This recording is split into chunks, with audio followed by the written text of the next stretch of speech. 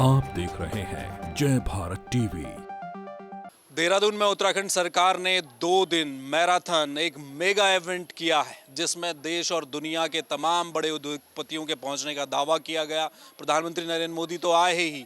ये कहा गया कि अब तो 3 लाख करोड़ के एमओयू हो चुके हैं और एक बेहतर और 44,000 करोड़ के एमओयू जो हुए थे वो धरातल पर भी आ रहा है। क्या फ़ायदा मिलने वाला है इन्वेस्टर समिट का? हमारे साथ बातचीत के लिए बेहद ख़ास शख्स मौजूद हैं। समर भंडारी सीपीआई के वरिष्ठ नेता हैं। उत्तराखंड की तमाम आंदोलन शुरुआत से लेकर अभी तक जब कभी भी सड़कों पर उत्तराखंड का आम नागरिक उतरता है तो पहली पंक्ति पर समर भंडारी दिखाई देते हैं। सर, बहुत बड़ा इवेंट हुआ है और चर्चाएं हो रही हैं कि सोशल मीडिया पर ट्रेंड कर गया ग्लोबल समिट। कितना फ़ायदा मिलेगा उत्तराखंड को? देखिए, जो ज़मीनी सच्चाई है वो इसके विपरीत है।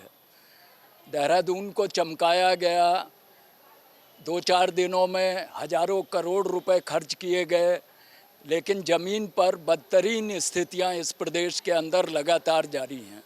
चाहे वो बेरोजगारी का हो या जो सीमांत पर्वतीय ज़िले जिनके विकास कर के नाम पर यह ऐतिहासिक लड़ाई लड़ी गई थी और राज्य का निर्माण किया गया, वो तमाम गांव खाली हो रहे हैं।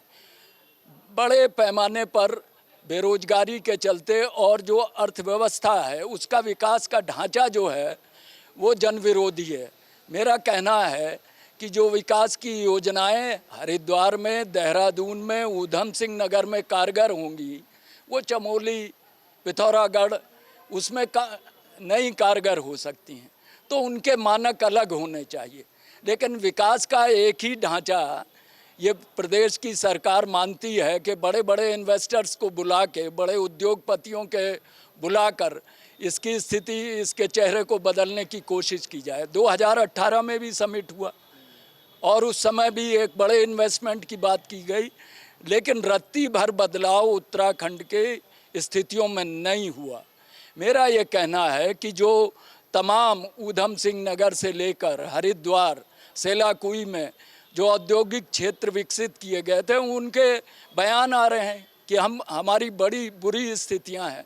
इसलिए ये सरकार 2024 को मुख्यतः केंद्रित करके करोड़ों रुपए प्रचार में खर्च करके अपने चेहरे पर लगे दाग को हटाने का ये प्रयास है। और मैं मानता हूँ कि जो घोषणाएं हैं जो तमाम अखबारों में, चैनलों में दिखाई दे रही है बड़े पैमाने पर, उनको वो अपने सफलता के तौर पर प्रस्तुत कर रहे हैं। 2018 के जो स्थितियां थी, मुझे लगता है ये 2023 में भी वही स्थितियां होने वाली हैं और बुनियादी बदलाव नहीं होगा।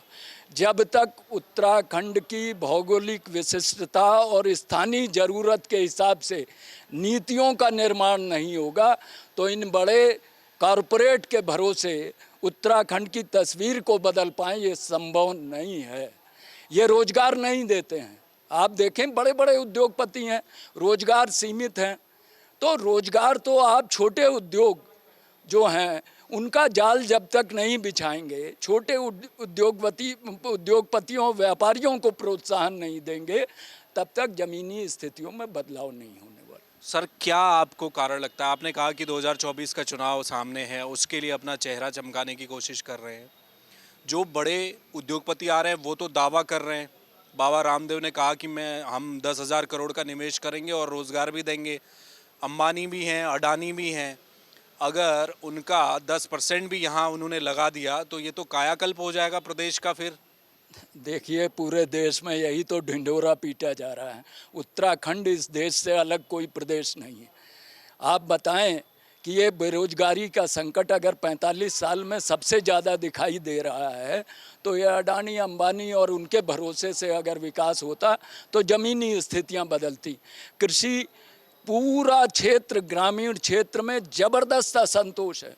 जिस तरीके से वहाँ संकट, कृषि का संकट बढ़ रहा है, तो अगर देश के बुनियादी बदलाव के लिए जो जनसाधारण है, जो कृषक हैं, उनके लिए अगर उद्योगपति काम नहीं करेगा और केवल अपनी पूंजी से लाभ कमाने के लिए इस तरीके का विकास जो रोजगार विहीन होगा, मुझे लगता है स्थितियों में कोई बदलाव नहीं होने वाला। सर 2024 की हम चर्चा कर रहे हैं। अभी 5 राज्यों के नतीजे सामने आए हैं। आज आप लोग भी मंथन कर रहे हैं। कर्नाटक का एक चुनाव था तो विपक्षी दलों में एक हौसला भी था, एक जोश आया था। इन 5 राज्यों के चुनाव से क्या विपक्ष हतोत्साहित है? जो परिणाम सामने आए हैं, क्या देख पा रहे हैं 2024 में? मुझे लगता है जनता का फैसला है, हमें सर झुका के उनका सम्मान करना चाहिए। लेकिन तेलंगाना में एक बड़ी जीत कांग्रेस को मिली है। मुझे लगता है कि जो तमाम विपक्षी दल, जो इंडिया गठबंधन है, अगर वो अपने छोटे छोटे निहित स्वार्थों से ऊपर उठकर जनता की जो आवाज़ है, जनता जो चाहती है बदलाव, उसको दृष्टिगत रखते हुए अपने अहंकार को नहीं छोड़ेंगे तो निश्चित तौर पर ये स्थितियां बनेगी। लेकिन आज ज़मीनी वास्तविकता उनको मजबूर कर रही है कि अगर वो एकजुट नहीं होंगे और ईमानदारी से भाजपा के खिलाफ इकट्ठा होकर संघर्ष नहीं करेंगे तो वो मिट जाएंगे।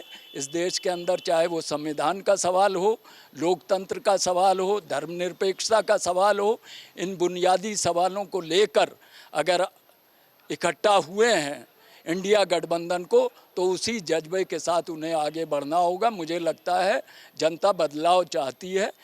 ये झटका ज़रूर लगा है। जो हिंदी भाषी राज्य हैं वो सबसे बड़ी ऑक्सीजन है भाजपा के लिए। वहाँ से उनको ताकत मिलती है क्योंकि सांप्रदायिक ध्रुवीकरण का जितना गहरा जमाव उन्होंने हिंदी भाषी राज्यों में किया वो दक्षिण में नहीं दिखाई। इसलिए फोकस मुख्यतः हिंदी भाषी राज्यों में इंडिया गठबंधन को करना होगा। और ये जो जहर फैलाया जा रहा है, जो बांटा जा रहा है देश को और धर्म के नाम पर, उसका कोई कारगर विकल्प प्रस्तुत नहीं करेंगे तो निश्चित तौर पर इस संकट से हम नहीं निपट सकते। बहुत शुक्रिया सर। धन्यवाद। तो ये थे समर भंडारी, सीपीआई के वरिष्ठ नेता, उत्तराखंड में सचिव।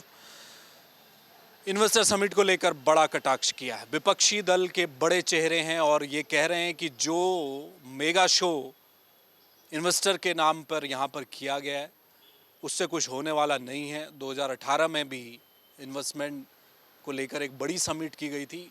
कितना धरातल पर उतर पाया था निवेश, ये सबको मालूम है।